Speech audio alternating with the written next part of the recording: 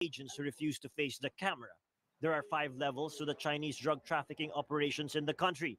At the top are the financiers, and at the bottom are the retailers and drug consumers, now numbering 1.7 million Filipino drug users. Drug users, kasama si Bongbong doon. Itong malalaking na ito, Ano sabi mo? 7 million Filipino drug users. pag na-hit natin itong malalaking na ito na pinagmumula ng pondo at yung pinagdadala ng pondo, matitigil itong operasyon sa baba. Tama. So, ang ginagawa ni Morales at that time, doon ka sa pinakataas.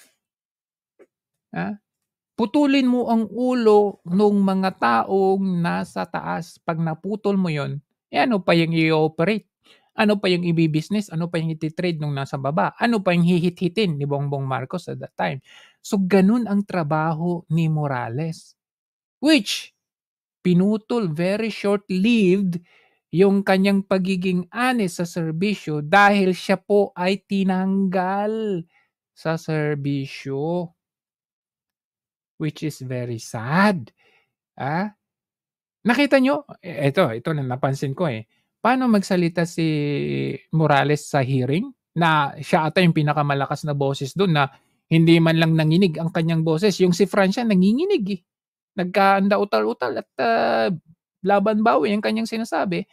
Etong si Morales, bukod sa malakas ang kanyang boses, hindi man lang siya nanginig.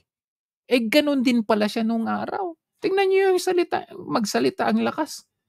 Sino hindi matatakot dito? Matutuyo ito. Last year, the Anti-Money Laundering Council was able to freeze more than 130 million pesos in drug money. But Morales says this is only a drop in the bucket compared to the 200 billion pesos funneled by the syndicates to China every year. Itong mga pinagbilan na to na umaabot sa bilyon-bilyong pisong halaga ay ipinadadala sa pamamagitan ng online money transfer. Pinadadala ito direkta doon sa China. PIDEA Grabe, no? Arturo Cacdac and PIDEA. Tingnan niyo si ito ba yung sinasabi ni na mayapa na? Kung ito nga si Cacdac. Ito ata yung yung ginlorify ni Senator Bato na dahil kamista no? Anyway, tingnan natin kung paano magsalita to. Vehemently deny Morales' allegations. Hindi po totoo na gusto ko lang pahuli ang piso-piso. Maraming makapagpapatunay na ako. Nako, tinalo ni Sabi ko nga ito tinalo ni ayan, tinalo ni yan, kung si Morales ang PIDEA chief, nako, sisigawan kayo niyan. Pero pag ito yung PIDEA chief, okay, sumalangit nga nawa ang kaluluwa, no? Ganito magsalita, parang ang lamya. Ang nag-utos na mag-concentrate ang PIDEA sa high-value targets. Hindi din po totoo na takot ako banggain ang Chinese or Chinese-Philippine. Ay, buhay pa pala si Cacdac. Hindi pala yan. Sorry naman. Ang lamya mo naman. Instead na mag-testify against sa Chinese na nahuli nila, nag-retract siya na there was no buy-bust. PIDEA is now studying whether Morales violated any laws by talking to media. Malacanang meanwhile says it will look into Morales' allegations. J. Ruiz. Hindi, okay lang. Dapat sumalangit na to Kasi ang weak niya. Okay. Sige. ABS-CBN News. Okay. Asan pa yung natin? Ito. Tingnan nga natin anong about this one. Kasi kaliwat kanan noong araw. Bakit ngayon wala man lang kayong banggiting Hindi naman kontento ang isang dating hepe ng Philippine Drug Enforcement Agency o PIDEA sa listahan ng Pangulong Rodrigo Duterte ng mga hinihinalang protektor ng drug syndicate. Binigyan din ni dating PIDEA. Ito yung pinasa kay former President Duterte. Ulitin natin na ayan, ang title nito, ex-PIDEA Chief points former Executive Secretary Ochoa's alleged involvement in illegal drug trade. Bakit hindi nakasama itong si Ochoa doon sa drug lords? Kasi hindi lang daw si De Lima kung tutuusin. Ang tanong, ano ang nangyari sa pasahan ng information or database ng PIDEA? Okay, from Noynoy administration to Duterte administration. Nagkaroon ba ng omission?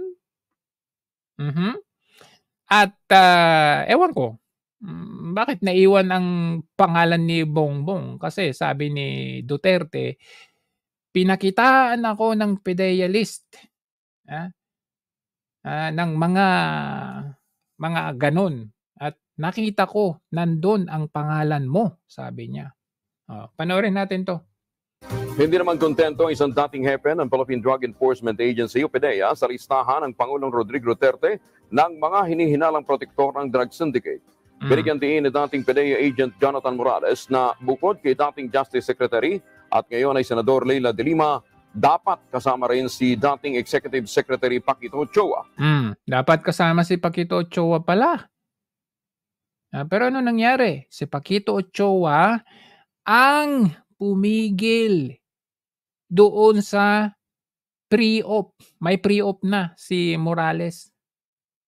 Pumigil doon sa casing dito sa ginagawang pag-hit-hit nila Bongbong Marcos at ni Maricel Soriano.